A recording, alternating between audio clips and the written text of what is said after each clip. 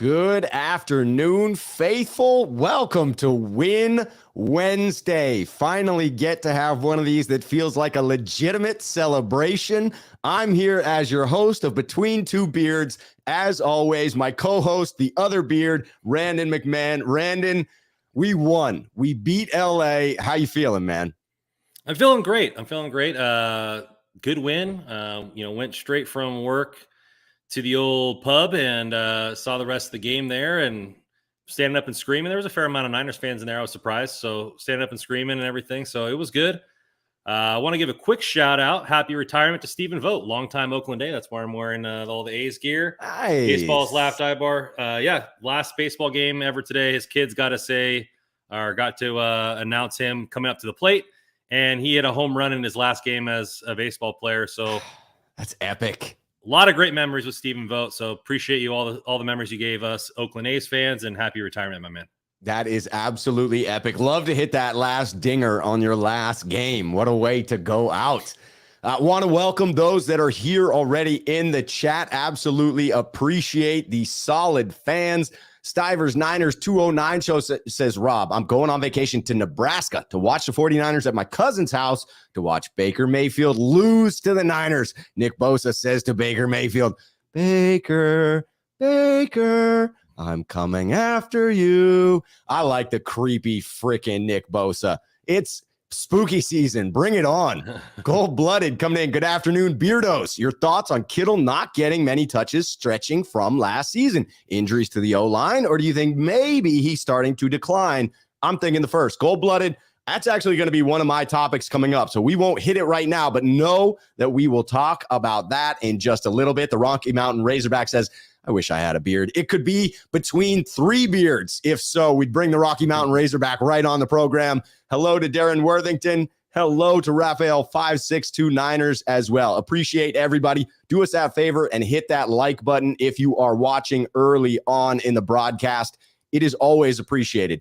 Brandon, we've got a jam-packed schedule here. We absolutely have a ton of topics to get through because we're so excited about this damn win that occurred. But we also hit the quarter mark of the season, right? We're roughly a quarter of the way through it. Obviously, the 17-game schedule throws that off a little bit because it's technically 4 1/4 games when you hit the quarter of the season. But here we are, 4 games in, sitting at 2-2. I had projected the Niners at 2-2. I'm not claiming to be perfect, though, because I got 2 of the games wrong. But what I want to go through here is looking at the Niners season to date from a couple of different angles. And this is one where we're going to look at it from what was something that we thought to be true in the preseason. You and I have done a fair amount of research on this team. We talk about the Niners nonstop. What was something that we thought was going to be true that has been proven correct to this point in the season? And then the opposite of that. What is something you thought to be true that now you're saying to yourself, doesn't look like that's actually the case? And what's something you were surprised by? So we're going to start by patting ourselves on the back, Randon, as one should. So where were you correct, Randon? I mean, you could pick any number of examples, I'm sure, but where do you feel most passionate about something you saw in the preseason that is now undeniably true about this team? I have to pick just one. I want to be right about a lot of things. I was going back and forth on this, and I think, talking a little bit pregame, we're both going on the defensive side of the ball here. But I've been patting my chest a lot on secondary being more important than pass rush. Not more important, but more. You need to invest more resources into that side of that's part of the defense. And I feel like I've been vindicated, for that because or vilified for that because everybody's like, oh, pass rush, sacks, all this kind of stuff. And I get it. But you're looking what this secondary is doing this season. And I think it's been proven right. I mean, they've been shutting down everybody. You look at Cooper Kupp went over 100 yards because he had 75 targets to him or something like that game, right? And 77, I think. I mean, you got to get right. They didn't. I don't think they had one play over 20 yards all game, right? Wow. The pass defense has only allowed 2 passing touchdowns, none over 20 yards. Trevarius Ward hasn't allowed a touchdown. Emmanuel Mosley hadn't allowed a touchdown. We've had interceptions, multiple by Hufanga and all these guys. You had Gibson, who guy off the street, they pretty much came in and the secondary is good. You've had a rotational spot there at nickel with Womack and Lenore. Both seem to be doing well. Linebackers are flying everywhere in pass protection. We saw so many attempts at screen passes that were gobbled up after 1 yard. Like, the secondary is just flying around everywhere. And I took that as the biggest leap from last year's defense to this defense is going to be the secondary. And if we're going to win, a Super Bowl or go farther again in the playoffs, the defense is going to have to carry us. That's no lie. Right. Where this defense was a little bit, susceptible to being beaten last year was in the passing game, right? You had Odell and Cooper Kupp both in the NFC Championship game. We're going to be facing the AFC West. We already faced one, locked them down.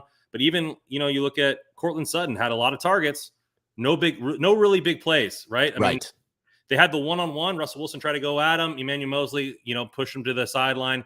I really just think the secondary has been phenomenal. Obviously, you needed to have that uptick from Hufanga to be this part, but we're also getting reinforcements, which we're going to be talking about later in Ward and Jason Verrett. And who knows how big of a part Jason Verrett will play, but we know Ward will play a huge part.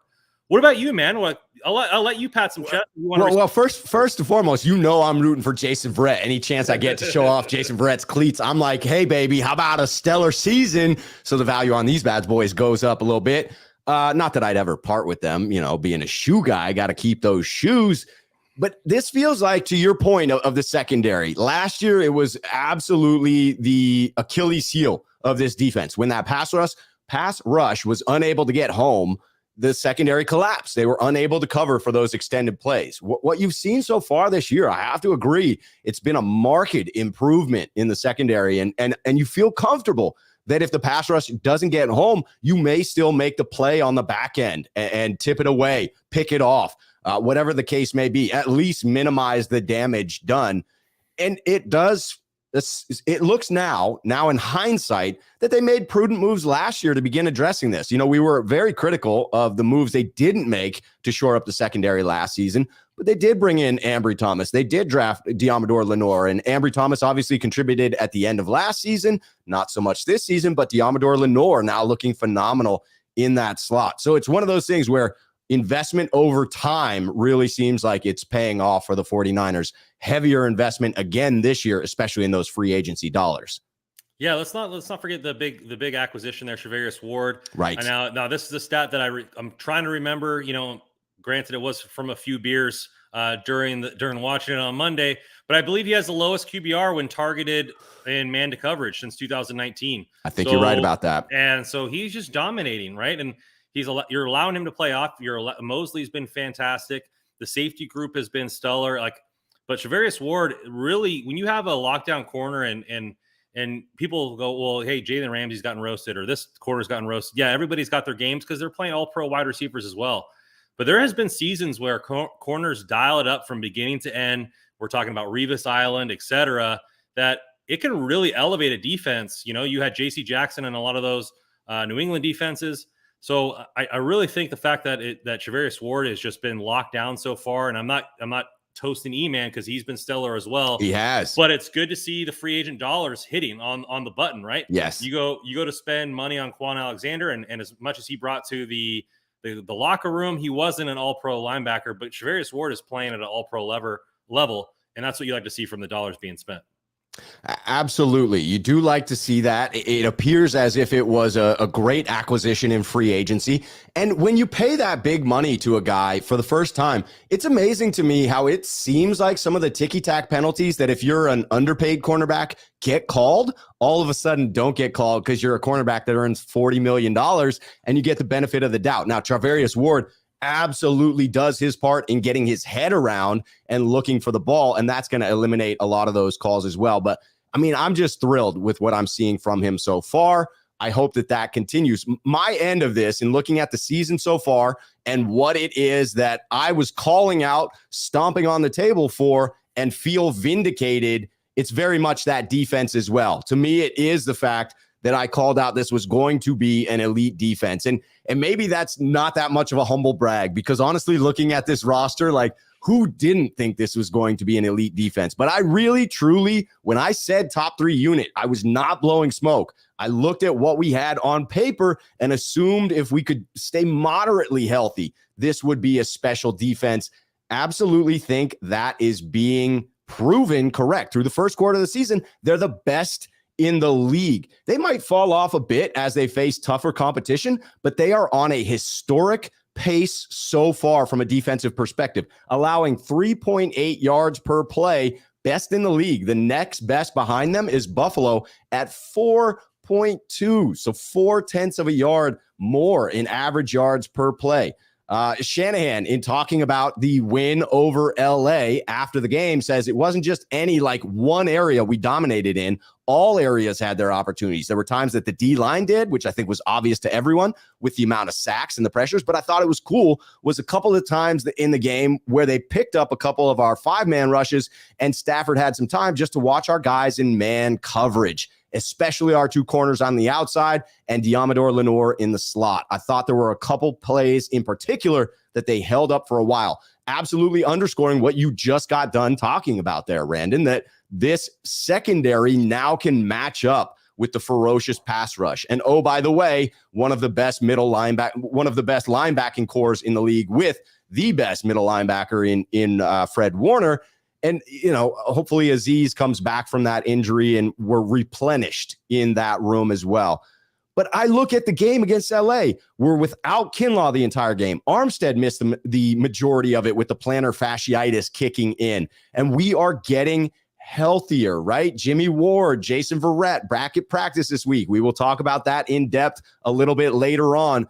But it's kind of scary to think of this best defense in the league through a quarter of the season getting even healthier and potentially being able to continue at this pace. I'm pretty damn excited for it.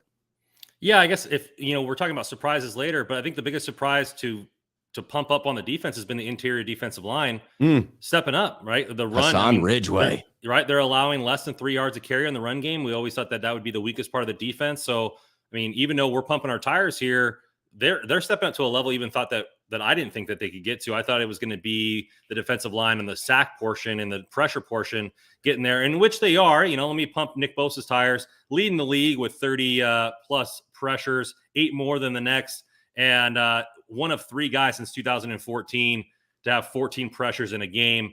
The other 2 are Aaron Donald and J.J. Watt. So really just a high, thin air that he's amongst with his season so far. And he's on pace for Defensive Player of the Year, which we thought was possible. But, Aaron Donald's across the way. J.J. Watt was there. Obviously, injuries have helped hurt one of the guy from getting the accolades. But Bosa's on a unprecedented tear, and I thought that he's definitely helping that defense.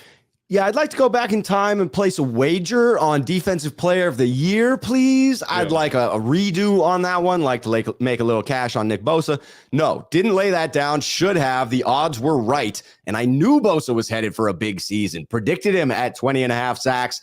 Just didn't pull the trigger on that one. The over-under was 11.5 from Vegas in sacks. God.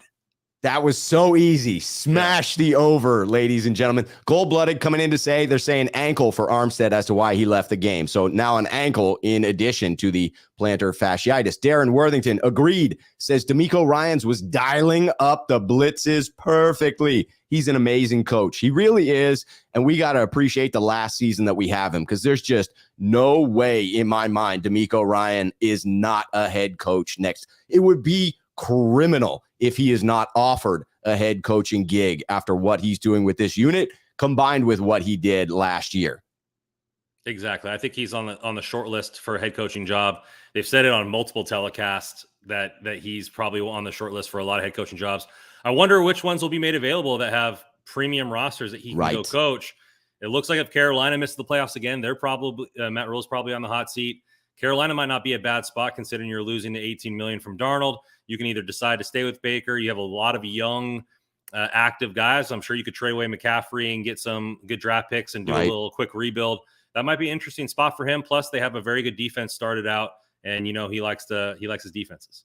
Yes, he does. Could build around Brian Burns there as a piece if you wanted to. Alan Elizer, sneakerhead here on the channel, coming in to reiterate. I agree with you. D'Amico is coaching our defense up. It has been very, very intense so far. Again, on a historic pace, admitting it's too early to look at the history books, but when you compare them in what they're allowing per play, 3.8 yards, bearing in mind that as you go back in history, offenses produced fewer yards per game. Right now, we're at higher flying offenses that are putting up significantly more yards per game. So you would think the average would go up. As far as the 2019 49ers defense, they allowed 4.7 yards per play. Again, 3.8 where they're at. Best 49ers team was the 1988 defense, held to 4.5 yards per carry. So you could see this defense being statistically the best in 49ers history. Again,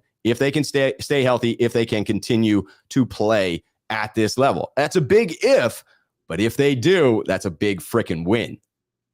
Exactly. Raphael 5629er sneakerhead here on the channel doing the good deed, encouraging all to like and subscribe to the content. You also have Randon's information in the description of this video where you can follow him on Twitter, subscribe to him on YouTube, and get the link to the Hockey Royalty podcast as well.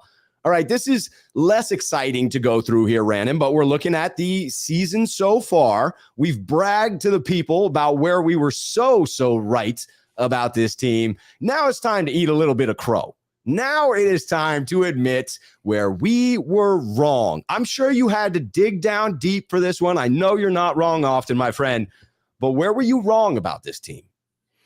There's a couple spots, and I think a lot of it had to do with this being a Trey Lance-led offense, right? We thought it was going to be more high-flying in there, and I don't really want to hit the injury because, you can't really go based off that, right? So I'm trying to dig a little bit deeper there. And, I really thought that after Elijah Mitchell, we were rather thin. A lot of people were high on Tyler Davis-Price, to me as well. Granted, he got injured as well. I was really down on Jeff Wilson. I thought that he might have been a cut for this roster. And then, I also thought that Jordan Mason might get some run, even though I didn't think that he should be the starter. I thought that he would at least get a carry or two, which really hasn't happened. And I thought that maybe they would do a running back by committee, but really looking back on what Kyle Shanahan likes to do, he's just a bell cow type guy. Now, granted, he's had a lot of different bell cows because of injury, but he really likes to rely on one guy that he trusts. And I thought it was going to be kind of a Medusa type or Cerebus type thing, a tri-headed monster. They're going to rotate all these guys in. I thought Sermon obviously would be on the roster because I liked his offseason. So, I was quite wrong on how the running back room would shape out. Obviously it wasn't predicting Elijah Mitchell getting injured first game, but I really thought it was going to be more of a committee, getting a lot of the different types of running styles in there, keeping people fresh. Obviously Trey Lance would have been there, still won that bet though, but you did. Even though they both got injured in the first two games, unfortunately. That's so sad. We double jinxed them. It was like, who could have more yards? Oh, they're both out for the freaking foreseeable future. So, I just think the fact that I didn't really looking back on it, I really should have just predicted one back. Right. But then you look back on it as well. And he just throws the next guy in there and then runs him into the ground. And so I really just didn't think Jeff Wilson was going to be the type of guy that he would rely on. And even though he's shown trust in him in the past, I thought we had some juice in a lot of the young running backs to where they would have made some bigger headway in camp, earned some more trust in camp. And we would have saw a new emergence like we did last year of, Elijah Mitchell if he would have gotten injured. I thought it would have been Ty Davis-Price or it would have been a Mason or a Trey Sermon. It really wasn't. They went back to the old faithful. You saw they brought in Tevin Coleman and they're bringing all these veterans in. And it really just shows he demands a lot out of his running backs. And if they're not excellent, he's going to somebody else.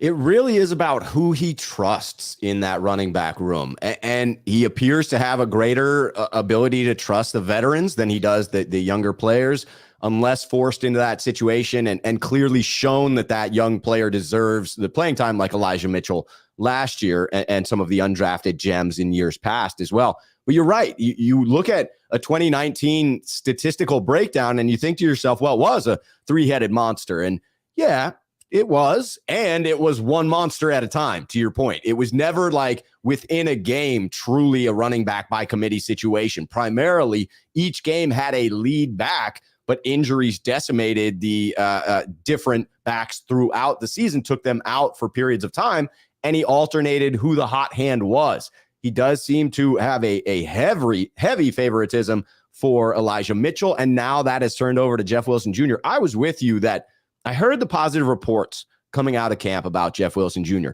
and I believe them.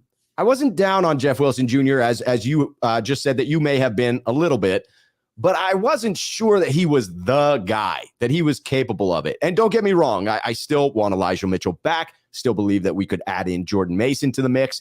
But when I saw him hit that 32-yarder and the speed that he hit that with, it assured me he has regained the step that he lost with that Achilles injury, with the knee injury. Because you did not see he went straight to the oxygen machine after that and a walker. I believe it. I would need oxygen the rest of the week after that freaking run, my brother. But no, it was a good he run. hit almost 21 miles an hour on that carry. It was the fastest Niner on the field so far this year. It was almost as fast as the fastest we had last year, which I think was from Trenton Cannon at some point. But it just shows he's still got the little bit of burst in him, right? May not show up on every play, but he's capable of busting that big one. Yeah, I mean, we want finishing ability, and I really think the fact that that we haven't had it in years past, really outside of Breida and Mozart and stuff like that. I meant years past as in last year, we didn't have that breakaway ability, right? I think the longest run by Mitchell was barely over 30-something yards, and so to have Debo, I guess outside of Debo, but to have Debo have that breakaway, have a big breakaway run from Jeff Wilson, I'm happy for him. It really bodes well for the Niners that he's doing well, because then you have Marlon Mack coming off of an injury. You have Mason, who's unproven. You have, Tevin Coleman, who's a corpse at this point. So I'm glad that he's proven me wrong, because I truly thought that the room was decimated. Now, let me ask you a question. Okay, good. I got one for you after that as well. Do you think that this would be a clear-cut running back room if Ty Davis-Price didn't get injured, right? They both had 14 carries in that game. They both weren't particularly well. Do you think Kyle Shanahan was trying to figure out who the next guy was? Or do you think he was going to go a 50-50 split and give the third-round pick some chance? I would lean towards the idea of giving the third-round pick a chance, right? And getting Tyrion Davis-Price involved, because it was a shift in style of running, right? It was supposed to give us this greater power scheme, the ability to run inside, the ability to truly pick up those third and shorts without having to turn to the Jimmy Garoppolo quarterback sneak every single time, or running Lance up into the middle. I still believe that he would favor one back over the other, and I have to believe, based on the carry split early on, that would have leaned towards Jeff Wilson Jr. initially. But I don't believe Shanahan is so stubborn that he's incapable of recognizing greatness. He certainly was able to do it with Elijah Mitchell. And if Ty Davis-Price showed enough, you could see him getting the nod. If he did become the hot hand, I could absolutely see the 49ers. They would be proud to turn it over to him and show the fan base that, hey, much like when you were calling for Aaron Banks as a bust last year, maybe you let the guy play for a little bit before you label him. Yeah, I think it's the latter as well. I think they were trying to really get some run out of him. I really liked I think it was a 20-yard run that he had there, was pretty much stuffed the rest of the game.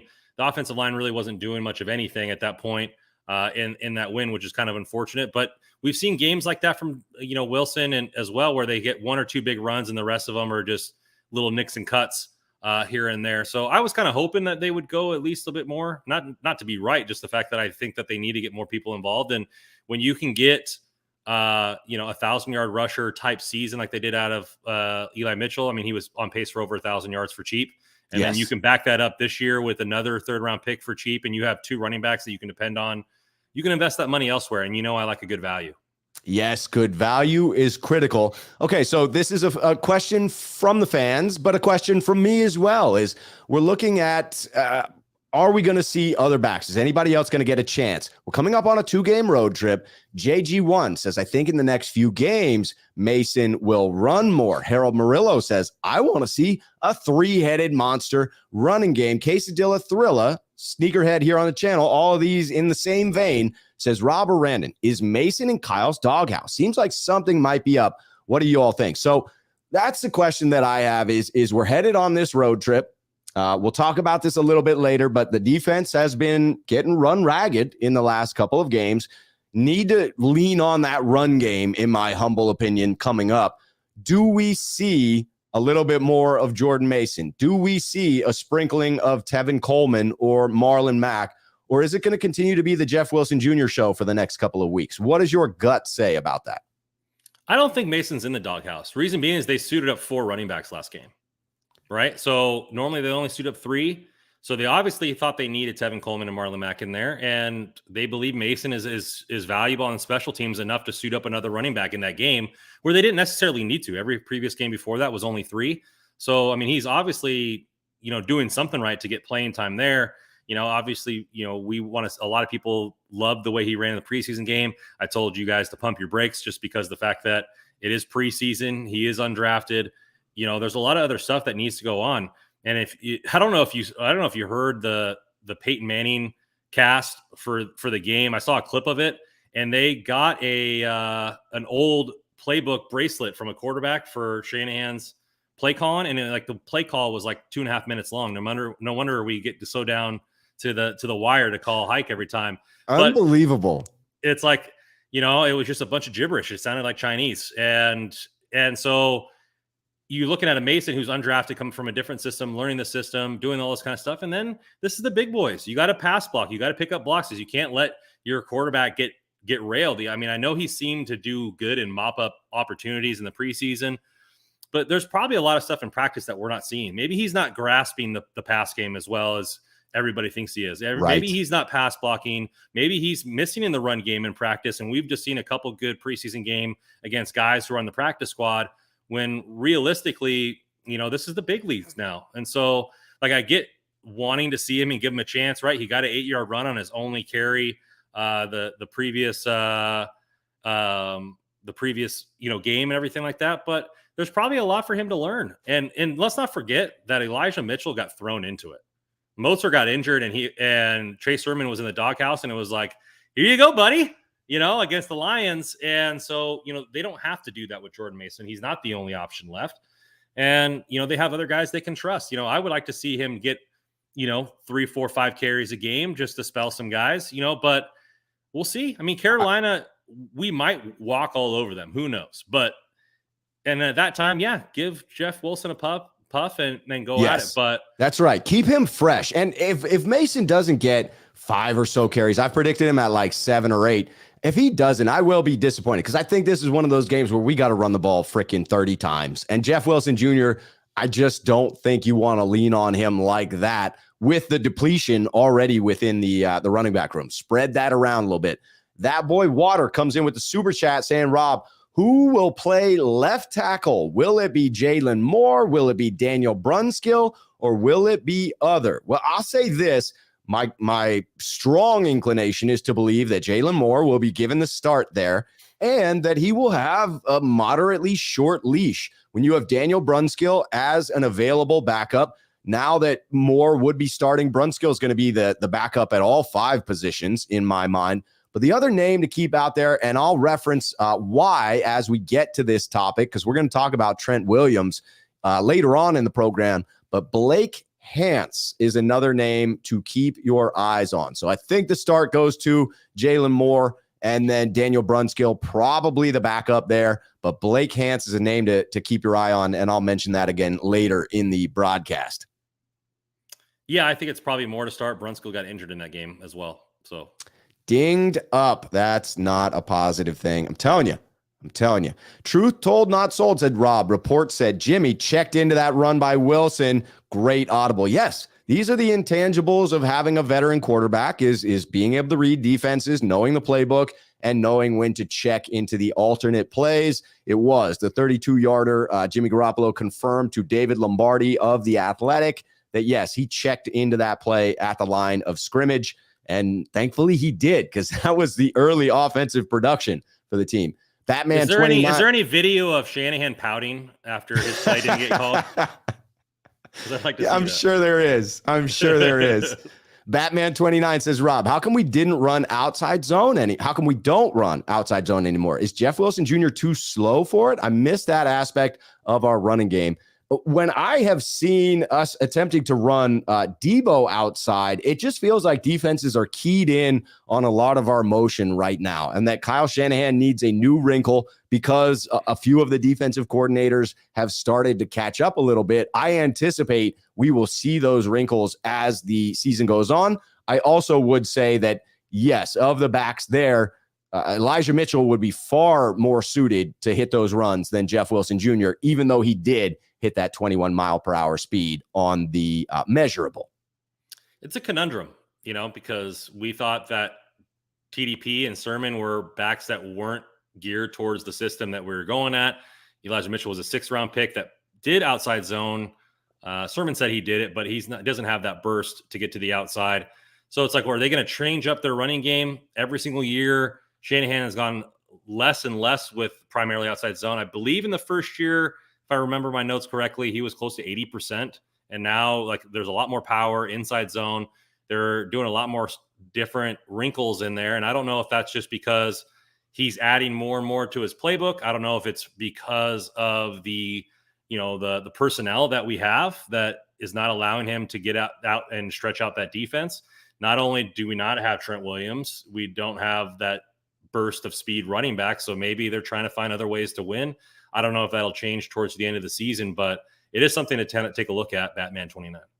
It is absolutely. All right, we're going to transition to our last topic within this season so far. A quick hitter first, though. John B., sneakerhead here on the channel, says, Rob, over under 2 on Bosa sacks this game. John, had you given me 1.5, I think I'm smashing the over. Oh, man, he's going to be fired up to sack Baker because he hates Baker. This goes back to the college days, right? That's why the rivalry exists between these two.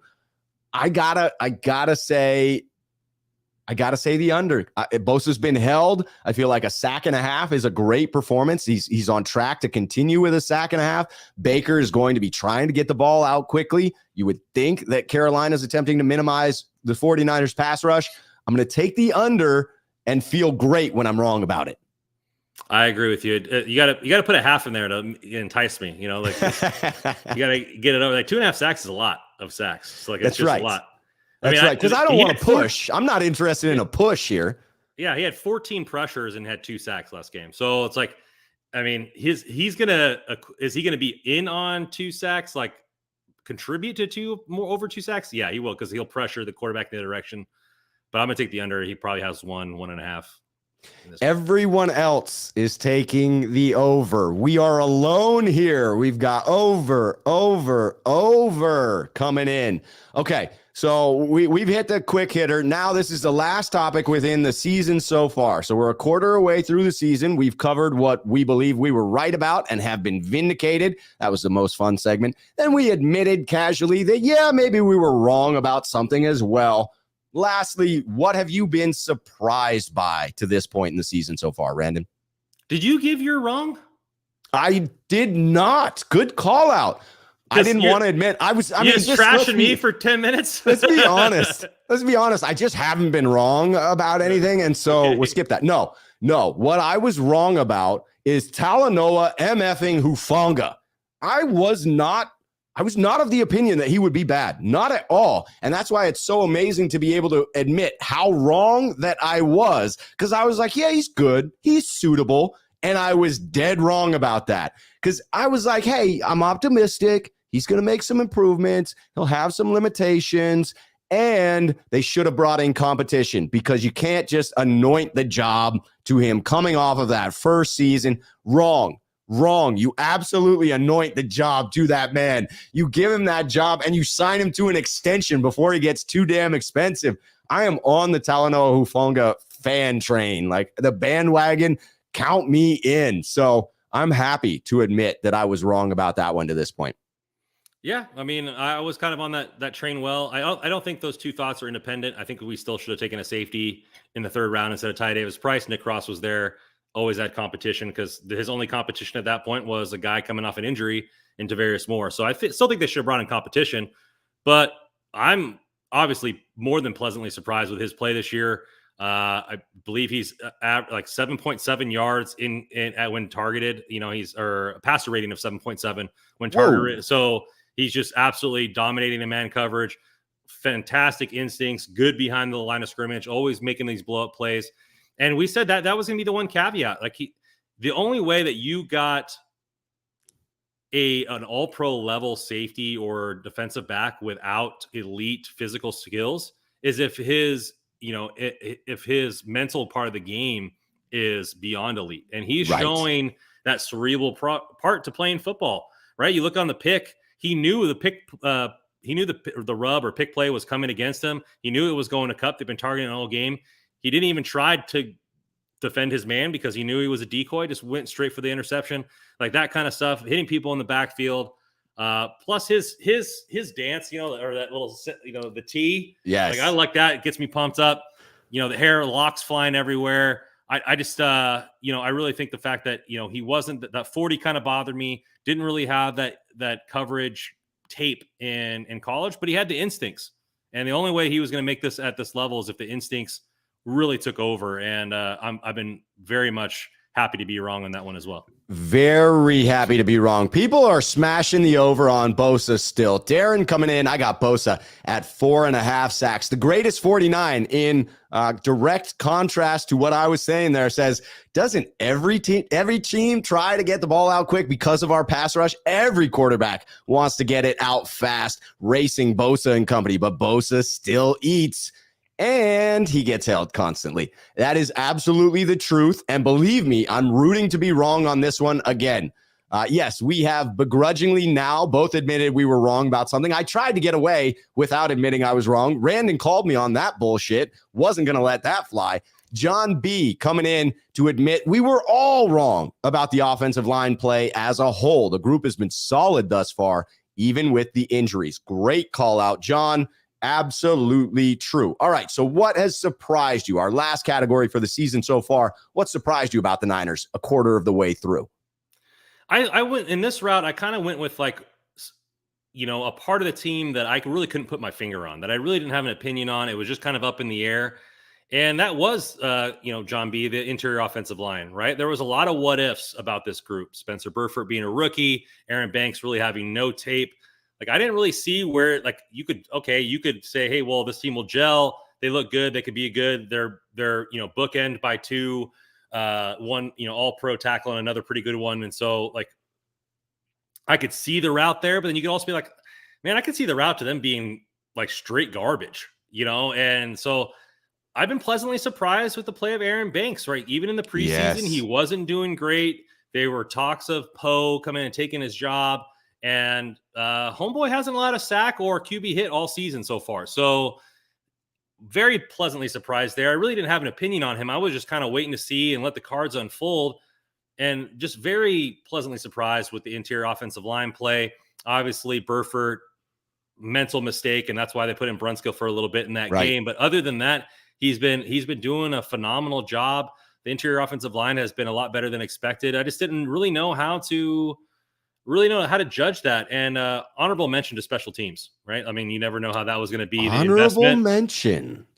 Indeed. I love the call out of the offensive line. I do think that's a surprise. Everybody was questioning it. We had the comment earlier. Absolutely on board with that. What surprised me so far, you were pleasantly surprised. I've been unpleasantly surprised. One of those that just catches you and you're like, oh, no, that's not what I was hoping. And it's Kittle's lack of targets so far. It probably has a lot to do with multiple factors. The injury, certainly some of it. You missed 2 games. If you're not in the game, you can't make any catches. But he also had to work his way back from that. And you would anticipate that he was hampered by it in his first game. Got to get back up to speed. And then you would point to potentially the injury to Trent Williams. And you would say, well, he's probably being asked to block more, and more is being asked of him in the protection schemes. And maybe more is being asked of him in the protection schemes, but the statistics tell you that he's not actually running fewer routes. He has run a consistent number of routes. The route run percentage for Kittle going 2019, 2020, 2021 to 2022 goes 78%, 83%, 83%, 86%.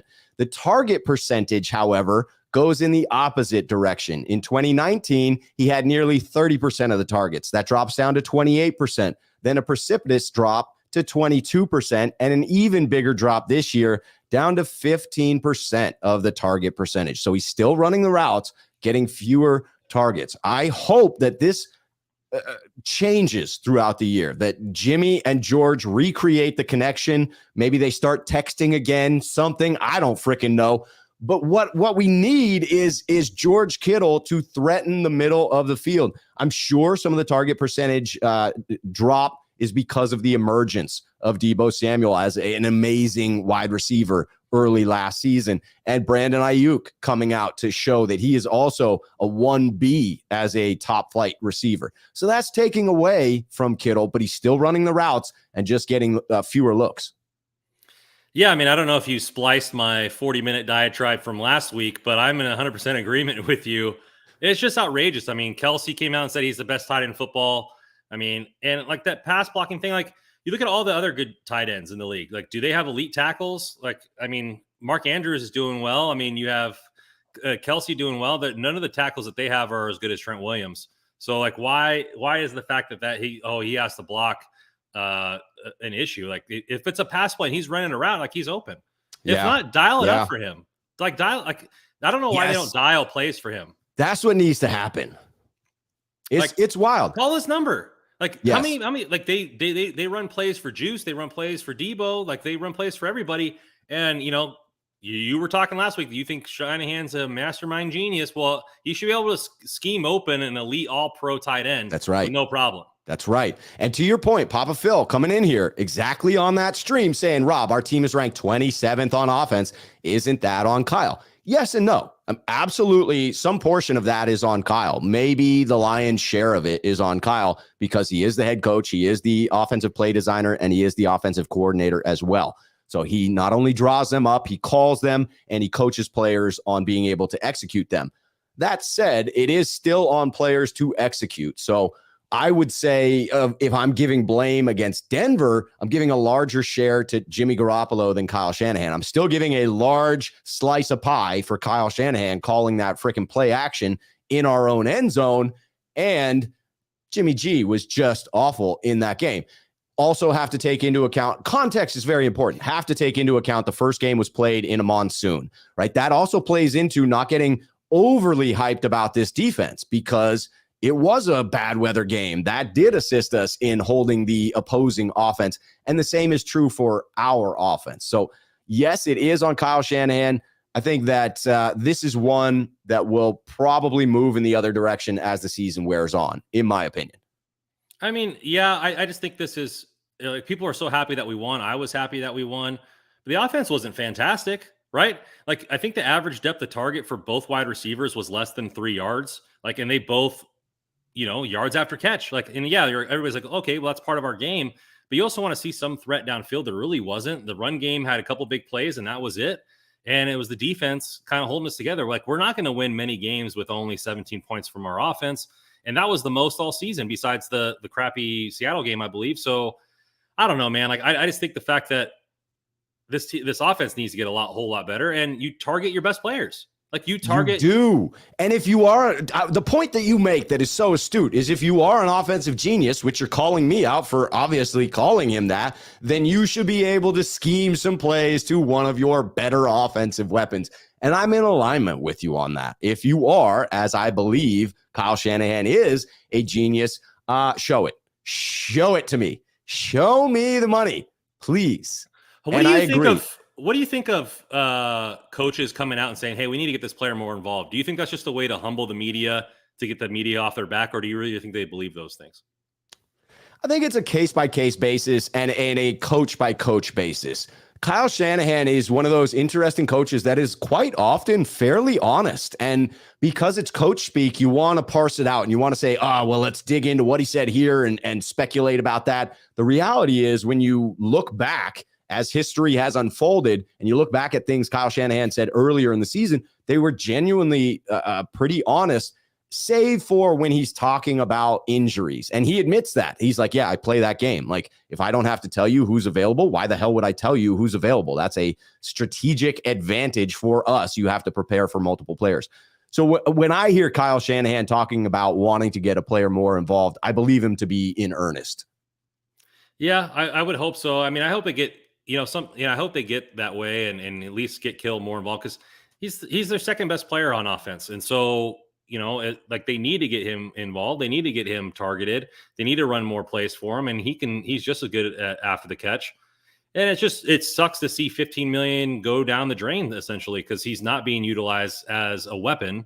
At that point, you just get a blocking tight end if that's really what you want him to do. Right. You paid him to be a weapon. You paid him because of he has the best tight end receiving season of all time. Like, that's the reason you paid him. So that's right.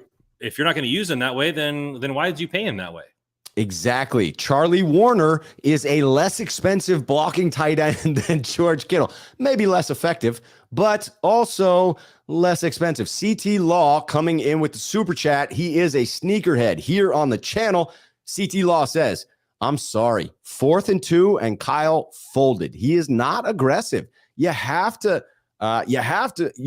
way too many weapons to fold. Plus, what message is it sending to the guys that he has no faith to score from the 2-yard line? I would say I understand the sentiment that CT Law is expressing here, that you want more consistent aggression. And admittedly, I believe Kyle Shanahan to be somewhat inconsistent on following the, whatever the hell the metrics tell you should do, right? On any given play, there is the calculation of, do I get a better win probability by going for it on 4th and 2 or by kicking a field goal? Where I will say I can see Kyle Shanahan's side of this is in looking at the quality of how the defense has been playing and in how close some of these games have been. When you have an elite defense, 3 points really does matter in a contest and can be the difference between winning and losing. I was comfortable with taking the field goal in this particular situation. However, I have felt the same way CT Law does about this situation in previous instances where Kyle Shanahan was inconsistent, as I felt, in being aggressive. How do you feel about Shanahan's aggression or lack thereof, Randon? I think he's only aggressive when the team is in complete control of the game. Like, when we're up by multiple scores and he's like trying to like put the foot on the throat. Yeah, like, okay, yeah, we have two scores. Our defense is playing well. Let's go for it here. But he rarely puts his nuts on the table when it really means something. And the game's a 1-score game, or you have to really do something. I mean, he's not to the level of I forget the Chargers head coach where he's going for it on 4th and 6 from his own 20, right? Like, he's not doing that kind of stuff. But like, I think the 4th and 2, I understand it, but there's all kinds of stuff, right? The Broncos game, he declined the penalty and allowed them to kick a field goal. That was 3 points. Like, you didn't trust your defense to get a 3rd and 14 or 3rd and 17 or whatever that was. That could have moved them out of field goal range. There's a lot of stuff in the middle of the field that he doesn't go with. You have one of the best weapons in Debo. You have a big offensive line and the guy that we just talked about, Kittle, in the run blocking, which he never uses in the passing game. So he's there for the run game. You have juice. Like, you have all of these kinds of weapons. Jimmy Garoppolo is an underrated QB sneaker. Learned from Tom Brady there. So I agree. I've always been a criticism of him not taking that. And he's openly said, hey, we have a guy that tells me the metrics in my ear every single play. I just choose to ignore him sometimes. So I just think sometimes. Love the honesty. Sometimes those old school guys are just old school guys for a reason. That's right. Even though he's young, he got taught from an old school guy, and he's been around old school football his whole life. Like, he's still around old school football with Mike still in his ear. Yeah. So, like, you have all those types of things, and it's like, okay, yeah, let's take the field goal and let's play the 8-point game here and make them get a touchdown and a 2-point. Like, I get it. Like, it is what it is, and people get criticized more when they do go for it and, put their nuts on the table, like I said, and it fails. Right. Yeah. The public eye, it's more scrutiny. It's just same thing in the draft. If you move up to get a player, that player has more on the line because he has to live up to you moving up to get him. So it's the same thing in these kind of things. And I don't think he gives a flying F what us fans think, but it's still a lot of pressure when you have to make that decision. I wish he would be more consistently aggressive because we have the weapons to do so. The consistency is what bothers me. It's like not counting cards. It's like playing blackjack. When you have a system, it doesn't matter what your system is. It matters that you're consistent on it. You don't go by feel, because then you'll be on a bad luck streak, right? If you're just, hey, I always hit on a soft 16, right? If that's your rule and you follow it always, great. That's fantastic. So I would like consistency there as well from Shanahan. Dave's dude comes in to point out, Rob, that field goal on 4th and 2 was to go up 11, make it a 2-score game. Again, in that instance, I was okay with that, but I understand the call for more consistent aggression or simply consistency in those play calls, whether it is aggression or conservative nature in that. All right, let's transition. We've gone through the first quarter of the season. That's the bulk of this show, was looking back. Like, what have we accomplished so far? Little bit of disappointment in being here at 2-2, but we did just come off a win. Let's talk a little bit about the beat down in LA that went down. Let's first take a step back and say to ourselves, hey, it was great. It was a win. What can they improve on from here? Like, how do they build from this, Randon? Well, the offense didn't look anemic, so the offense has got to continue down this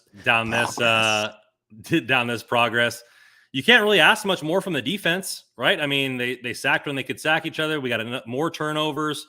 So I think it's all on the offensive side of the football. Like, I think that's really the only I really think that's the only improvement there. Now, I would like to see more aggressiveness in the pass game. I would like to see improvements in getting more people involved, design plays to different people. The only way we're running 30 times a game is if we are completing these long 10, 12, 15 play drives. And that hasn't happened much this season. So, obviously 3rd down, we were a lot better. I guess the improvement that I want to continue to see is getting more yards on 1st and 2nd down to allow so critical to allow the 3rd down to be a 3rd and 5 or less. When we get in trouble relying on 3rd and 8, 3rd and 9, no offense to Jimmy, we just don't have the quarterback to consistently do that. But he's good in those intermediate stuff. You get those quick slants and push the pile a little bit, 1st down. It's still in running distance. So I think consistency on 1st and 2nd down moving forward and build upon what they did in the Rams game would be my go-to there. It's a great call out, because the real Achilles heel in the Denver game was not 3rd down, although we were miserable on 3rd down. It was being set up on 1st and 2nd. We averaged 3rd and 8. And so, it's hard to complete 3rd downs when you're averaging 3rd and frickin' 8. I agree. Have to get on top of the early downs there. I think that's an astute observation. Looking at leaving, where can they improve? How can they build on that win? Well, just play the Panthers next. I mean, that's the way to build on it. And there's truth there. The Panthers are the worst offense in the league. However, I'm with Harold in this. Don't underestimate any opponent. The Niners are on a short week. They have been battle tested, some intense games. So never overlook the next opponent. I'm speculating that the Niners will not. Let's turn back to that Rams game. So that's where they can improve. I dig it. What were you most impressed by in the game? I mean, I continue to be impressed by the defense. I really am. Like, the multiple different people in the sacks, the way we just swarm to the football. Like, it's just one person's there, and then that player gets stood up and gets hit by like 5 or 6 guys. Like, it's just like the way we swarm to the football. The fact that we're turning the ball over at a much better rate than we were last season. That was my biggest complaint about our defense last season, is that they were on the field so long and they didn't ever turn over the football. And I think our turnover ratio has been a lot better on the defensive side of the football. And that was just really evident by this game. Like, we really swarmed around. Stafford's good for 1 or 2 picks a game, it seems like. So we took advantage of those. And I mean, even though we did drop a couple and Warner could have had a pick 6, you had Gibson hit him right in the chest. So we left some on the table, but overall, I do think that the defense has been taking advantage of the opportunities for turnovers. The sacks have been much better from the rest of the team, as well as Nick Bosa. When you have one guy dominating, it really brings all the focus to him. But I think that the rest of the team has been there. And I think Fred Warner has been a lot more consistent early in this season than he was last season. So the defense is Oh, the He hole's been sure better. has been. He came out with his hair on fire to start this season, and that was troublesome last year. People talked about, oh, he got the big contract, and now he's not playing the same way. I think it's fair to say, hey, you had a new defensive coordinator. He's the freaking quarterback of the defense. It took him a little while to get up to speed. Seems like he started off where he left off at the end of last season. I agree. I've been impressed by this defense. Sean 951 Niners keying in on something very similar in talking about the offense, similar to what you talked about with the length of those play calls. Sean 951 Niners sneakerhead here on the channel says we need tempo on offense. It's like we're a 40-second play machine. Yes, it allows game time to tick off, but it also limits our offensive opportunities when we're not scoring a lot. We need to score 24 points a game. That goes back to the earlier comment of, hey, if we've got Kyle Shanahan as an offensive genius, how are we scoring right around 18 points a game? I would agree. The offense needs to be better in rhythm, moving the ball a little bit more methodically. To your point, Randon, that means moving the ball on first and second down, finding yourself in those third and shorts. Let's talk a little bit about Jimmy. Just as a quick hitter, I want to ask you, which Jimmy is closer to the real Jimmy? The one we saw in Denver or the one we saw in LA, or is it neither? Well, I mean, I think he played a mediocre game. He did enough to win. Like, he wasn't like lighting the world on fire. Against LA, you mean? Yeah. So I think it's probably closer to the LA game. I mean, the Denver game was probably the worst game I've seen him play maybe ever, maybe outside of Indianapolis or a couple of those that I can't remember. But I mean, all he needs to be is okay. Like, all he needs to be is okay, not turn the ball over. Like, that's it. Like, this team's going to run the football. The offense is going to be claggy as much as I hate it. And we're going to get one or two big plays for touchdowns, and the defense is going to have to win us games. That's just what it is. And so if he can limit the amount of turnovers and get a few big plays here and there, complete the third downs to keep those long drives moving, that's all we need to win games. Now, is it fun? Is it impressive? Is it high flying?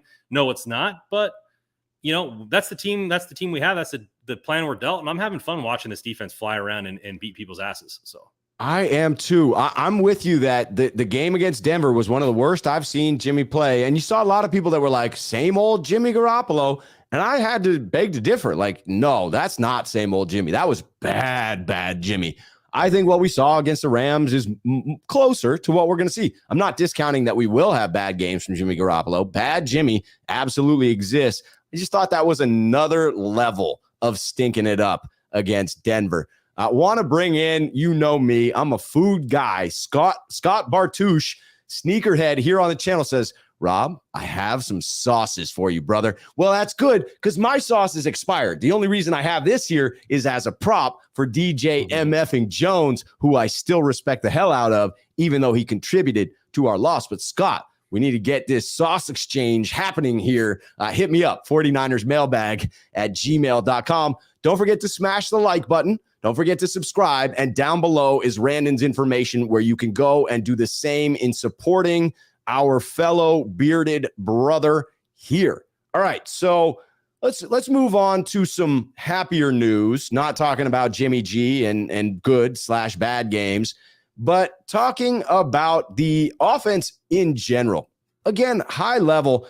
Maybe this isn't a positive subject. Maybe the next one is really where we shift to the positive. But is this offense really on track coming out of that game? Could this offense, as it's operating right now, outscore one of the high-flying offenses that we have coming up in KC, in the LA Chargers? What's your feeling on that? No, they can't. But I also think the defense is a lot better than people advertise, and maybe they'll keep the game closer than we expect. But average, I mean, they only, I think they scored 17. Like, that's not good enough, right? I mean, you want your offense to average 20 points a game at least, especially with a strong defense to keep us in most games and dominate most games. Like, we don't want it to be a 1-score game or a 2-score, a 10-point game. We want to beat opponents handily. And I know 60% or so games are decided by 1 score or less. So I know that's not, that's a huge ask for the most part, but some games come down to the last wire and to depend on Jimmy Garoppolo. And I know I've been touting this horn, like he has a lot of fourth quarter comebacks. I get that. Like, he's shown that he can come in and sometimes in the big moments, but a lot of times during the middle of the games, like, he's putting us in that position, or our offense as a whole is putting us in that position to where the defense is just getting, left out there to dry all game long, and then they break in the fourth quarter because they're tired, and then we have to come back in this game. And I just think you're looking at it, you got to get 20 plus points a game to really be a good offense and be somewhere that, if the Niners scored 20 plus points a game on offense and had this defense, you would easily think they're Super Bowl favorites. We'd be making it rain. We'd be making it rain this season. I'm with you on that. This offense is not really on track right now. No, it could not outscore one of those higher flying offenses in the way that it's operating right now. I believe that the skill is there. The roster is built sufficiently that we could answer a high flying offense, just not in rhythm to where I feel confident that we can. Papa Phil comes in to say, Rob, our offense has scored 16 points in the second half this season. Kyle has to do better after halftime. Absolutely true. Again, context does matter. It was in the second half of the Chicago game wherein the monsoon ensued, and therefore you take one of the second halves away from the 49ers and the ability to score points in that one. Had some close defensive matchups, and therefore we were playing tighter in some of those games. So context does matter, but this offense isn't on track. And to me, it goes back to what, Randon, you already hammered home, which is being more effective on first and second down and putting Jimmy Garoppolo in third and manageable or third and short, because those are the downs where Jimmy is significantly more efficient. Can he occasionally hit a 3rd and 16? Yeah, occasionally he can hit 3 in one game, but that's a rarity. That is not something I want him to. That's not something I want to count on him doing. I think Papa Phil is onto something there, because a lot of the games that they lost last season as well, they came out in the second half flat. The Titans game, the Rams game when we lost in the playoffs. So I think the fact that it is a big thing. Like he seems to script up the first drive like poetry. Like, take that 30 minutes back there, Kyle, and dial up some scripts going on, because I think that they need to do that better. And the comment from earlier with how slow this team plays and relying on the big plays to get points. I know this is never going to be Jimmy Garoppolo's game, and I thought maybe Trey Lance would have the opportunity to do this, but he optioned out to the run. Like, a lot of the times Ayuk is one-on-one with a player, right? Or Deebo Samuel's one-on-one on the outside, and okay, let's run a quick slant, get the ball to him. I know that's not the play, but rely on your weapons to beat their weapons one-on-one, and just call the play and get up there, run it fast. And I think they need to do a little bit more no huddle here and there, just to kind of get the pace going. But it just doesn't seem, that's my thing, but it's never going to happen, because Kyle just seems to trust his defense. They want to keep their offense on the field, so they're going to run the clock the most of the time to give their defense as big a puff of air as possible. That's why first and second down is huge, because if you're not going to run a lot of plays, you have to be effective at the plays you do run. You do have to be effective and efficient with those that you run when you don't have as many offensive snaps. Troy, Sneakerhead here on the channel. Congratulations, Troy. That's a freaking awesome story. Love to hear it. Says, Rob, I was at the Monday night game, my first ever. So hyped that we won. Man, keep that ticket stub. Hopefully you had a paper ticket stub. Probably didn't. Those don't even exist anymore, which is wild. Print one out. Get it framed. That's your first freaking NFL game. Put that up on the wall, man. That is one to remember. That's a cool memory. Monday Night Football underneath the lights. You were there with Jerry freaking Rice, Steve Young. Jerry Rice had his sunglasses on backwards. Man was drinking a Jack and Coke, getting epic shots of him pointing at Deebo Samuel after that freaking touchdown. I was hyped. I'm sure you were even more hyped in the stadium. Congratulations. I also want to call out that I'm with a couple of these comments. So we got to watch Carolina.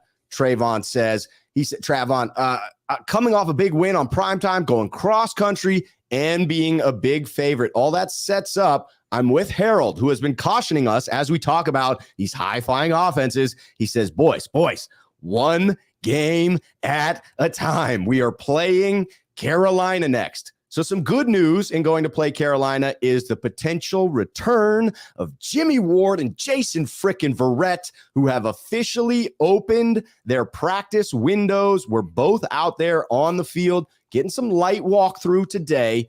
But there's, Kyle Shanahan has said, a potential for either one or both to play in this weekend's game. Sounds like they'll both make the trip and could easily start this weekend or come in against Atlanta the following week. Is it possible that this defense can get even better with the addition of Jimmy Ward and Jason Verrett, at least deeper? I mean, Definitely deeper. I mean, I don't know how much better you want to get from our safeties there. From best in the league. Yeah. So like our safeties, according to PFF, both are in the top 5, right? So it's like, how much better are you going to get there? I posed the question: are you going to see, Gibson on the field as well as Ward playing slot? Like, is he going to come down and play man to man against a lot of those tight ends? And then you have 3 safeties on the field. I wonder how that's going to be there. The defense isn't missing a beat. Like, let them be 100% healthy. Like, Ward for the rest of the season is more important than Ward playing in Carolina or playing even in Atlanta. Like, if he's not 100%, like, he shouldn't be on the field. Like, right. Or at least shouldn't be starting. Like, but I don't know how you suit him up and not start him, because that's Jimmy Ward. You can't. But like, my thing is, like, we don't need him in this Carolina game. I know people are saying it's a trap game, but we should handily beat the crap out of them based on the way both teams are playing. And the safety hasn't needed help. Like, if we were getting burnt deep all the time and it was a really cause for concern, then maybe you rush them back. But I don't think there's any reason to rush either of these players back. I'm just glad that they're starting to practice. I'm glad they're trending in the right direction. And that way, we get some of these guys, towards the when we come back from this road trip. Absolutely. People are excited about the secondary. I like Lee Ving's prediction here, potentially, of Verrett taking Ambry's spot.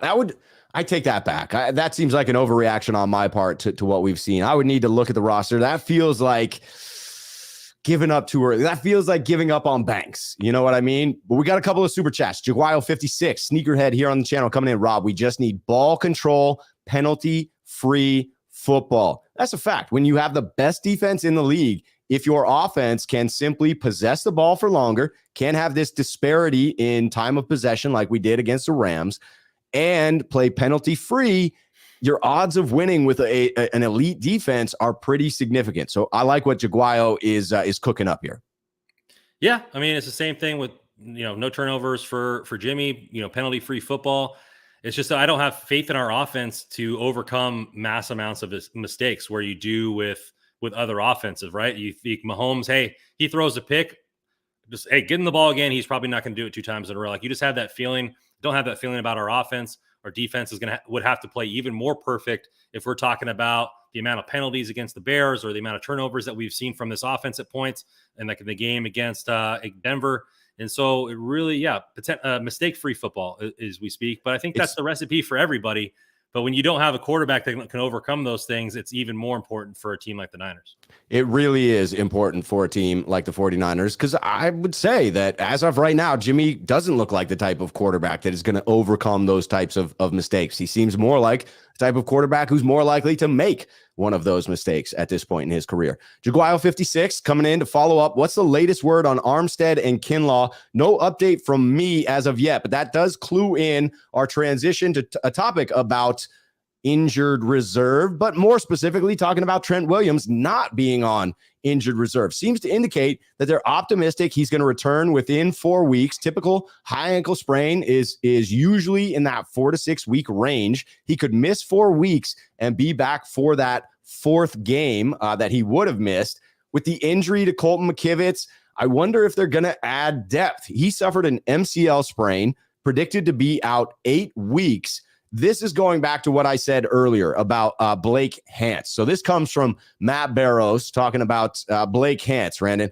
He says it's notable that Blake Hance started 7 games at tackle for Cleveland last year, 5 on the right side and 2 on the left. So Matt's reporting that he has practiced primarily as backup, center or guard so far, but that if he does get a few reps in practice this week at tackle, you might see him as the backup there alongside Moore, probably depending upon how Daniel Brunskill feels coming out of the Rams game as well.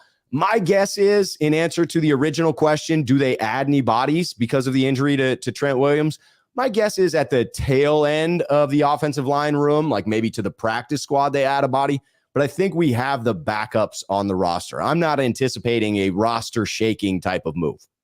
There's no tackles that are floating around worth signing. Like, everybody's pretty much there. Like, you're going to have to get a guy on the practice squad. They've been working out a few folks, but this is the team we're rolling with, and you gotta do that there. I was under the impression that he was going to go on IR, and it seemed like a pretty big injury, and so I know you can only have a certain amount of those spots being taken up on your roster for a season. So maybe that's what they were thinking there, but he's another guy, that is necessary for this offense to click. We'll see what they do. I think that they're probably going to go with Moore. And now, like we saw Moore in the preseason game, was a human turnstile. He instantly got taken out for McKivitz. So that could be something to look at. I mean, we got Burns on the other side in this Carolina game. I mean, that's definitely going to be the weak spot on our offensive line and something to kind of really look over. Yeah, so let's talk about the keys to Carolina. We're going to close out on that. Please do hit the like button if you're enjoying the content so far. Remember that Randon's information is down in the description of the video. Make sure to subscribe to this channel in addition to that. So let's get into the keys to Carolina. I want to call out, I've been mentioning this throughout the program, but specifically want to call out that the 49ers defense logged exactly 74 snaps in both of the last two contests. Against the Rams, that was a 10-minute advantage in time of possession. To this point, the run game has been solid, but not at all dominant, not consistent in my mind. So you combine this factor that the defense has been exhausted, 74 plays last 2 weeks. Run game not doing maybe what it should to hold us afloat on offense. Add into that a short week playing on Monday night, big East Coast travel trip over to Carolina. Are the 49ers going to be gassed coming up against Carolina? So my answer to the key to the game is fundamentally answering the idea that the defense probably is a little bit gassed. You got to get the run game going. You have to rest the defense. You've got to get them down from that 74 snap count to something much more manageable because you're in the middle of a 2-game East Coast road trip, and therefore you cannot afford to cough up either one of these winnable games. You're going against inferior competition, easy enough to overlook either Carolina or the week following that. Eyes are on Carolina right now.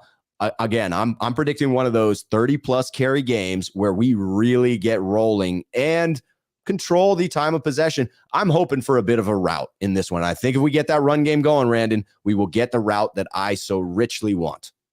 It's necessary because the only way we have an upset on this road trip is if the offense doesn't move the football. I'm not worried about the defense. If the defense gets gas, it's because the offense is inefficient. It ain't going to be because of how bad they are. So they need to run the football, as you guys agree. But I think we've hammered it home. Like they just need to be effective on third down. And how do we do that? The run game needs to get going. They need to have more manageable plays. And you need to string together those drives. We're very rarely going to see, Jimmy throw it deep and have one of those 80-yard in the air touchdown plays like we've seen with Trey, right? We're hoping they're going to have to do the long drives and hope that one of the Yak Bros breaks something off. But most of the time, it's going to be those long, clogging drives that we have to get down there and hopefully get touchdowns and not field goals. Not settle for the 4th and 2 field goal and punch it home. That's the recipe for us not getting upset here on this road trip. Is if it's the offense. It is the offense. They've got to handle their end of the business. Jaguayo56, Sneakerhead here on the channel, coming in with the super chat, calling out, Rob, one of the big surprises so far this season is Diamador Lenoir's play.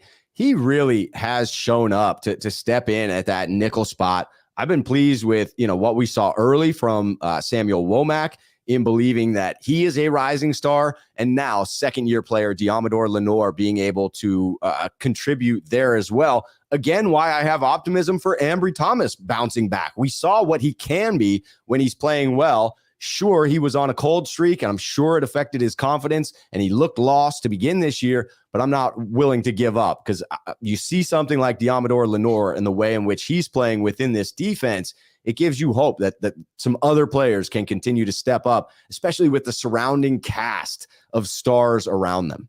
No offense to Ambry Thomas. I hope he never gets a shot because that means Emmanuel Mosley or Trevarius Ward are not on the field. Good point. Very good point. Where did Womack go? Like he seemed like the guy, and then all of a sudden right? He's not on the field. I know. I guess listening to one of Croc's shows said that he talked to Sherman about he's not a good run in the run Yes, game. that's what I heard as well. It was in the run game. Romack says he loves the run game, so I don't know what's going on there, but I'm pleasantly surprised. Didn't Lenore get a sack last game, or was that just a tackle for loss? That was a sack. He jumped right on the back of Matthew Stafford. It was pretty humorous to me to look at the size differential in Lenore and Matthew Stafford. Like, he looked kind of like a kid jumping on Matthew Stafford's back a little bit. But that just goes to show how stout he is in run stopping, in that he is a smaller frame, much like K'Wan Williams, though, able to throw his body in there and get some stops in the run game. Very impressive so far. Yeah. I like the call out by Papa Phil. Mason will be the key. I hope you're right. I really want to see the Jordan Mason show. It should pop off. It would just be fun to talk about another undrafted free agent that the 49ers and Kyle Shanahan have hit on. So let's hope for a 35 carry game against Carolina. Let's hope that we skew the time of possession heavily in our favor and roll this team as we hopefully should, and that means we can get Jordan Mason involved, spell Jeff Wilson a little bit, and save him for that next week against Atlanta, where you and I might get a chance to see him in person. Yeah, we'll see. I think a lot of these Mason truthers will be insufferable if he gets 2 carries. We'll see. You know who else is insufferable? Steven is insufferable. He says, I love this show. If we could get rid of that effing A's hat, it'd be perfect. Steven, not a fan. He missed the earlier intro as to why you're wearing the A's gear. Give him the storybook ending that provides the reasoning for the A's gear. Not that you need a reason to be an A's fan, but please, one more time for the people. What occurred today? He just seems a little bit bitter that we still won the 89 World Series. But no, this is for, I am an A's fan. I'm wearing Baseball's Last Dive Bar, which is a good organization. A lot of their proceeds go to local stuff in the Oakland area. And Stephen Vogt, retiring today, got a home run in his last game. A lot of good memories of Stephen Vogt as an A's fan. So I just want to show him some love. Yes. Show that love. Kevin coming in to say, damn it, missed the whole show. Gonna have to go back to the beginning. Looks like another late night over here. Hey, enjoy it across the pond. It was a good one. It was a damn good show, Randon. As always, appreciate having you on. Tell the people about the upcoming episode of Hockey Royalty that you have this evening. Yeah, we're going to be talking more training camp stuff. I mean, there was quite a few cuts today for people going down to the Ontario Reign. Brant Clark hype train is in full force, so get your tickets right now. The young kid is looking dynamite. We're doing quite a few series on. I'm getting guest speakers from other teams to come in and talk about the Pacific Division. We had one last week with Sin Bin Vegas talking about the Vegas team and how he's low on them compared to all the truthers, and he covers that team full time. We will be having a Sharks person on. I'm locking down the day for him to come on. Tilltown USA will come on and we'll talk about the Sharks season coming forward. So stay tuned for that. And yes, a lot of stuff coming up. Hey, let the people know when you have that Sharks aficionado on, they will be anxious. Absolutely a lot of Sharks fans in here. We've got A's fans in here as well alongside you. We got Avalanche fans, you name it. Quesadilla Thrilla says, Rob, I sound a lot better. I feel a lot better. Today was the day it felt like things broke. I woke up, had to hack out that whatever that was lingering in there and was like, oh my God, it's going to be another rough day. And then it cleared up and it felt good. And I'm sounding good. So I appreciate that. Randon and I will be back next week. As always, I will have the Sneakerhead call-in show tomorrow at 4 p.m. Going up to Thursday Night Football. And again, you can find the link to Randon's podcast happening tonight at 7 p.m. Pacific Standard Time down in the description to the video below. Make sure to hit that like button and subscribe to this channel on your way over to his. Randon, always a pleasure, my friend. I will talk to you again next week, sir. And to the rest of the faithful, you know the drill. Cheers.